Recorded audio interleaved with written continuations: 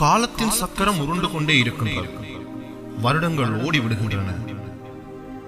மனிதர்கள் கடந்து செல்கின்றார்கள். ஆனால் சில நிலப்பரப்புகள் மட்டும் தங்களுக்குள் உறைந்து போன வரலாற்றை சுமந்து கொண்டு அப்படியே நிற்கின்றன. அப்படியொரு நிலம்தான் முள்ளிவாய்க்கால்.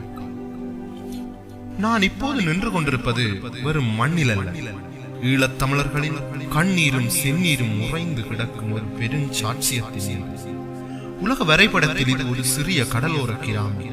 ஆனால் தமிழர்களின் வரலாற்றில் இது என்றுமே ஆறாதபடி.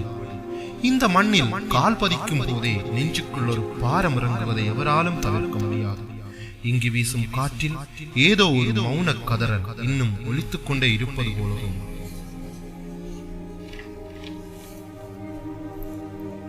அன்று, அதாவது 2009 மே மாதத்தில் அந்த இறுதி நாட்களில் இந்த குறுகிய நிலப்பரப்புக்குள் லட்சக்கணக்கான மக்கள் சுருக்கப்பட்டார்கள்.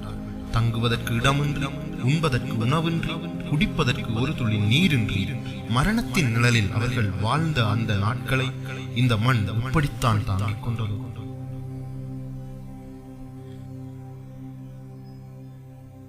சுற்றி வளைக்கப்பட்ட ஒரு சின்னஞ்சிறு முனம். ஒருபுறம் கடல், மறுபுறம் நந்திக்கடலேறி, மறுபுறம் மரணமாய் சூழ்ந்திருக்கும் இராணுவம். தப்பியோட வழியே இல்லாத ஒரு மரணப் பொருட்குள் நமது சொந்தங்கள் சிக்க வைக்கப்பட உலகமே வேடிக்கை பார்த்தது. ஆம், உலகத்தின் மனச்சாட்சி உறங்கி கிடந்த போது இங்கு கொத்து கொத்தாய் எமது உறவுகள் சரிந்து விழுந்தார்கள். வானத்தில் இருந்து பொழிந்த குண்டுகளுக்கு வயது வித்தியாசம் தெரியவில்லை.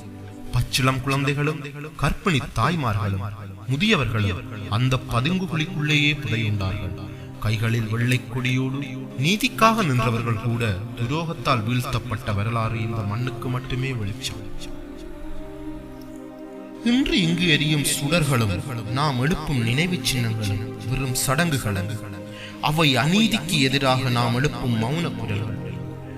அன்று வானத்தை பிளந்த வெடியோசைகளும் குண்டு சத்தமும்